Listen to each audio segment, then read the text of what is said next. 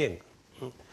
Que si no, también claro, la habríamos ocupado. San Antonio, San Francisco, Los Ángeles, toda la costa de California. Todo es España. Claro, pero no teníamos gente. O sea, España con 12, 13 millones de habitantes no daba para tanto. Y con el oro, con la plata del Potosí y la de México, y con las riquezas y con el intercambio comercial con China que se hacía en Filipinas, y venía en el galeón de Acapulco y se desembarcaba allí, se iba a Veracruz, Veracruz, La Habana y La Habana, Cádiz, pues llegaba y sobraba para...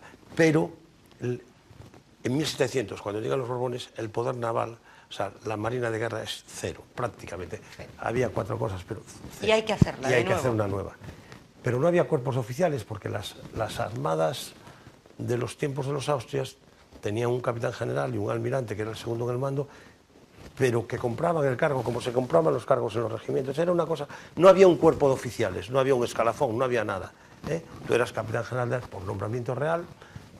O sea, que cualquier mona no, podía ser, es decir, eras amiguete y punto. Lo que se sigue diciendo en Portugal, oficiales de mar y guerra, capitanes de mar y guerra, porque sabían hacer la guerra en tierra y ocasionalmente se embarcaban para la guerra naval. Y el marino, el que llevaba el barco, el que sabía de las estrellas y de las corrientes, tenía muy poca categoría, era una profesión de segunda categoría. El primero que intenta dignificar la profesión de marino es el conde Duque de Olivares a partir de 1625. Y porque digamos, los capitanes de guerra que embarcaban en los navíos eran señores de horca y cuchillo y no consideraban a los técnicos, ¿no? Y bueno, eso va cambiando y ya por fin se estudia a fondo en Madrid por unos señores cómo es la marina inglesa, cómo es la marina francesa, y se intenta sintetizarlo, y en 1717 Patiño en Cádiz hace una institución genial, que es la Real Compañía de Guardias Marinas. Date cuenta que es un mimetismo con tierra, porque había las guardias de infantería, en ese momento eran guardias valonas, guardias españolas, guardias irlandesas, pues para la marina, guardias marinas. Luego se unió el nombre y ahora se dice Guardia Marina, pero en todos los textos antiguos ves Guardia Marinas, o sea, separado. Bueno. Y entonces hace un cuerpo que le llama Cuerpo de Oficiales de Guerra de la Real Armada para manejar los navíos. Y hace otro cuerpo para administrar la marina, que se llama Cuerpo del Ministerio, de la Administración. Y vuelvo a repetir que ministerio no quiere decir, como hoy en día, un edificio en Madrid con gente sentada. Y ese cuerpo del ministerio es lo que luego se va a llamar Cuerpo de Administración y hoy en día Cuerpo de Intendencia de la Armada. Y crea de unos batallones del Regimiento de la Corona, que está ubicado en ese momento en Tarifa, y le dan 4 batallones y hace los batallones que se llaman batallones de marina, Océano, Armada, le da 4 nombres, y se constituye el cuerpo de batallones, cuyos oficiales eran del mismo cuerpo de guerra, que luego a partir de 1735-36 se va a llamar Cuerpo General de la Armada. Pero yo no he encontrado ninguna disposición legal que diga, a partir de hoy se llama Cuerpo General. No sé, la palabra general estaba muy de moda entonces, porque eran los oficiales generales, era en Italia, el Cuerpo General se llama Corpo di Stato Maggiore. Pues la palabra general estaba muy unida en España al Estado Mayor. El jefe de Estado Mayor en el siglo XVIII se llamaba el Mayor General. Era una manera bueno, total, que Patiño crea y empieza a producir guardiamarinas que ya se empiezan a incorporar a los barcos con una flexibilidad tremenda, porque era una compañía donde había unos mandos militares de mucha categoría, bajo el pie, bajo la organización de las compañías de las guardias de corps, que eran las compañías de caballería, tiene Castaña. Pero al coronel de las guardias de corps, que está en Madrid, que es también un flamenco, le dice el rey, usted, cuando esté de cuartel en Madrid, se irá 4 meses a Cádiz cada año a formar militarmente a los caballeros guardias marinas. Y al lado de la compañía pone una academia que el director puede ser el mismo capitán de la compañía o un civil. Por ejemplo, aquí en Ferrol fue Mercati, que era un sacerdote, que luego se fue a Cádiz y era un hombre muy ilustrado a finales del siglo, no al principio.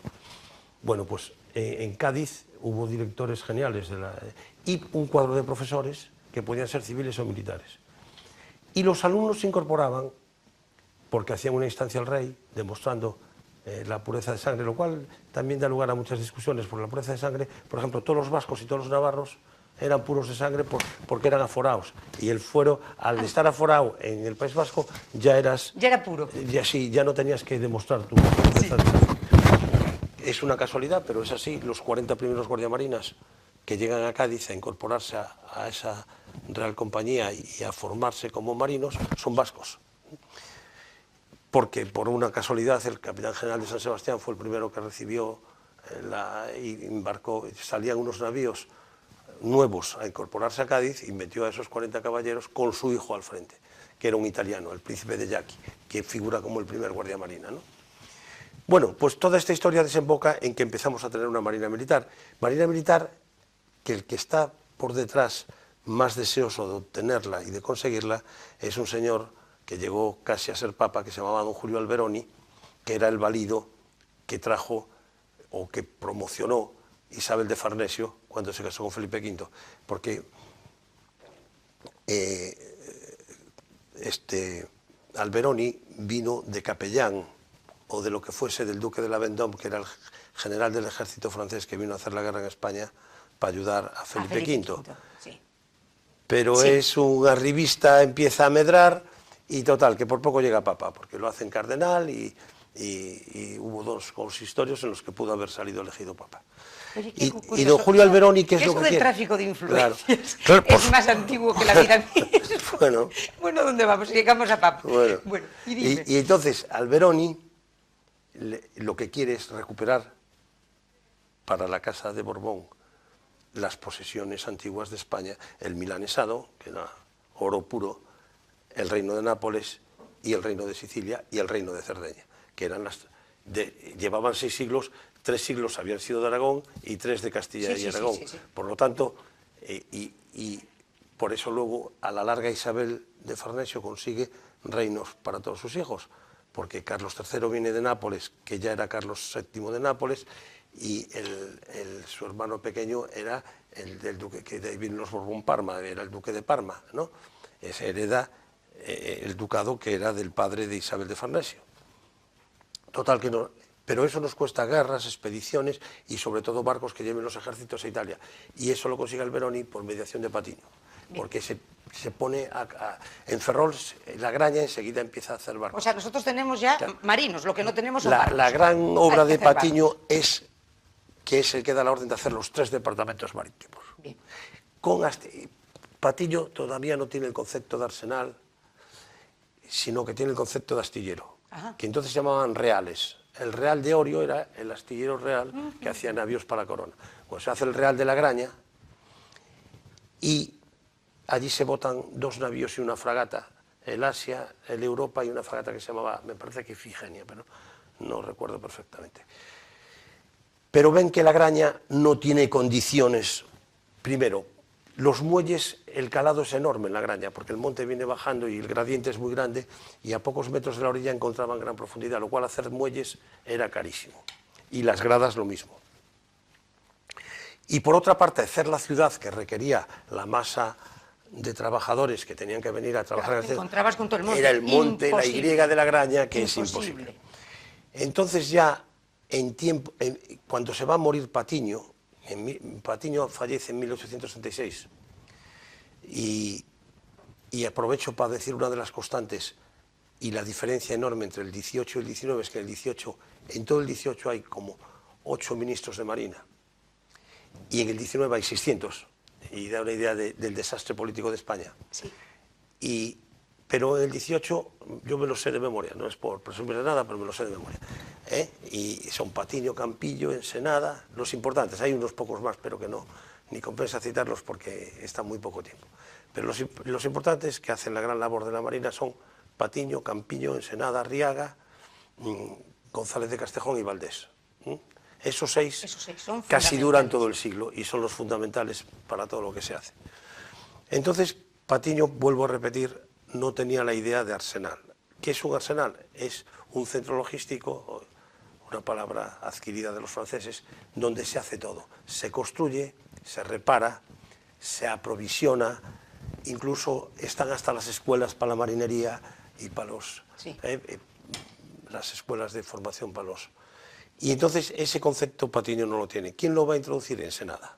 Ensenada en 1748. Ensenada ya se ha fijado en Esteiro, porque Ensenada vino de intendente a La Graña. Y vino de intendente a La Graña y vio que aquello era insostenible. Luego será intendente en Guarnizo y luego embarca en la escuadra que va a llevar al que dije antes, al hermano de Carlos III, que ahora no me sale el nombre, que es nombrado almirante general, va a tomar el ducado de Parma y va como intendente en Ensenada. Ahí es donde le dan, porque el título de Marqués de la Ensenada es un título napolitano. Por esa campaña le dan el título de Marqués de la Ensenada. Y don Zenón de Somodevilla, que era hecho a las hechuras y hijo adoptivo de Patiño, porque es un chico de una aldea Hay dos aldeas de la provincia de Logroño que se disputan, dos aldeas no, dos pueblos que se disputan la paternidad, sí. Porque es muy típico del siglo XVIII. En un lugar nacías y en otro te bautizaban por privilegios de la familia, ¿verdad?